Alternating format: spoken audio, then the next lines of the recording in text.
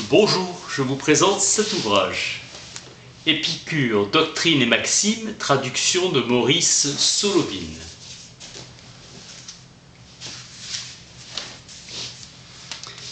Épicure a écrit 300 rouleaux et il nous reste qu'un certain nombre de fragments. Diogène Laërce a conservé 3 lettres et 40 maximes fondamentales. Vue d'ensemble des conceptions d'Épicure sur les principes de la nature et la conduite morale, s'ajoute un recueil de 81 maximes découvertes par Vodke à la Bibliothèque du Vatican. Correspondance entre Épicure, Métrodore, Polienne et Énarque. Une bibliothèque d'écrits épicuriens a aussi été mise au jour à Herculaneum. Généralement, la pensée d'Épicure est très claire et facile à comprendre, piété envers les dieux et amour pour la patrie. Sa philosophie se divise en 3 parties, la logique, la physique et l'éthique. La dialectique est repoussée comme chose superflue. Les critères de vérité sont les sensations, les anticipations et les sentiments. Dans la lettre à Hérodote, il dit que rien ne naît de rien. Autrement, tout pourrait naître de tout sans avoir besoin d'aucune semence. L'univers est constitué de corps et de vide. L'univers est infini quant à la quantité des corps et à l'étendue du vide. Chaque forme est représentée par un nombre infini d'atomes. La diversité des formes est indéfinie. Les faux jugements et l'erreur résident toujours dans ce qui est ajouté par l'opinion. Les atomes ont pour qualité la pesanteur, la grandeur et la forme. Les éléments ont des masses et des formes propres, nécessairement permanentes. Les atomes ne rencontrent aucun obstacle et se déplacent à travers le vide. Le vide ne peut ni agir ni pâtir, il permet seulement au corps d'effectuer leur mouvement. La nature humaine acquiert des connaissances au contact qu'elle prend avec les choses et sous l'empire de la nécessité. Dans la lettre à Pythoclès, il évoque la régularité de la révolution des astres. Dans la lettre à Ménécée, il précise que quand on est jeune, il ne faut pas hésiter à s'adonner à la philosophie et quand on est vieux, il ne faut pas se lasser d'en poursuivre l'étude. Personne ne peut soutenir qu'il est trop jeune ou trop vieux pour acquérir la santé de l'âme. Il est dit aussi qu'il faut considérer comme un sot celui qui prétend craindre la mort et qui souffre à l'idée qu'elle arrive un jour. L'inquiétude attachée à son attente est sans fondement. La mort n'est rien pour nous. Le sage ne craint pas la mort et ne considère pas la non-existence comme un mal. Parmi nos désirs, les uns sont naturels, les autres vains. Nous éprouvons le besoin du plaisir et par suite de son absence, nous éprouvons de la douleur. Quand nous ne souffrons pas, nous n'éprouvons plus le besoin du plaisir. Ainsi, le plaisir est le commencement et la fin de la vie heureuse. C'est le bien principal conforme à notre nature. C'est de lui que nous partons pour déterminer ce qu'il faut choisir et ce qu'il faut éviter. Le plaisir est notre bien principal et inné.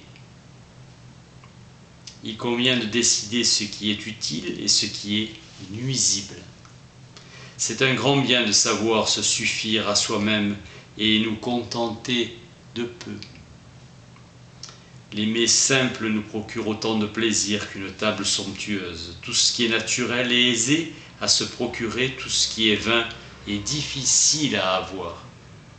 L'habitude de vivre d'une manière simple et peu coûteuse offre la meilleure garantie d'une bonne santé.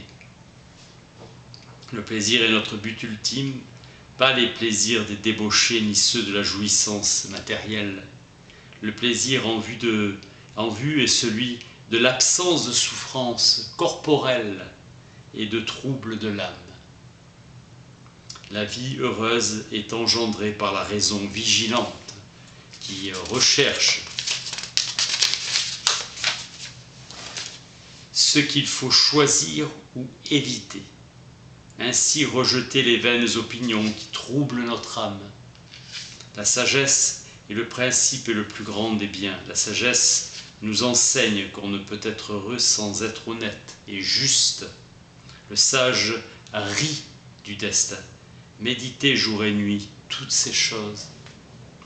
Maxime fondamentale, l'être bienheureux est libre de soucis et n'en cause pas à autrui. La mort n'est rien pour nous, éliminer tout ce qui provoque la douleur. La fortune a peu de prise sur le sage, c'est sa raison qui règle les choses. Tranquillité de l'âme, du juste, de tous les biens que la sagesse nous procure, l'amitié est le plus grand bien. Parole d'Épicure, la douleur ne persiste pas longtemps dans la chair. La nécessité est un mal, mais il n'y a aucune nécessité de vivre sous l'empire de la nécessité. La pauvreté mesurée aux besoins de notre nature est une grande richesse. Il faut rire tout en philosophant. Le bien suprême et la joie sont engendrés en même temps.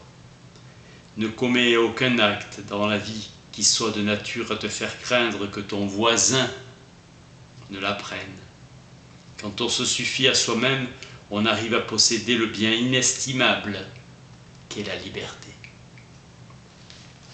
L'esprit noble s'adonne à la sagesse et à l'amitié.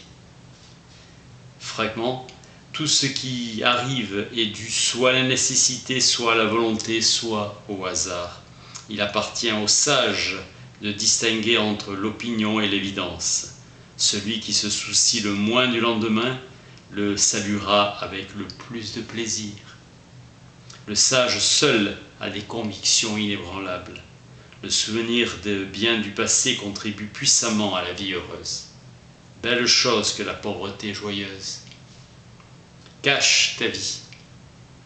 Le sage n'approchera point des affaires publiques, à moins que quelques circonstances ne l'y obligent. Les épicuriens ne parlent des hommes politiques que pour s'en moquer et réduire leur gloire à néant. Le sage ne se mariera pas et n'aura pas d'enfant. Le sage plaidera au besoin en justice. Il composera des ouvrages, il veillera sur ses biens et pensera à l'avenir. Il cherchera à atteindre juste autant de gloire qu'il est nécessaire pour ne pas être un objet de mépris. Le courage est le produit de la réflexion sur ce qui est utile. Seul le sage s'exprime avec justesse. Aucun sage ne peut être supérieur en sagesse à un autre sage. Il amassera de l'argent par prudence. Il rejette la divination car l'art de prédire n'existe pas. Épicure n'admet ni démons, ni héros.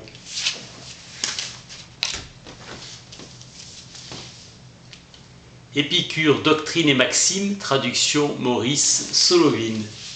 Merci.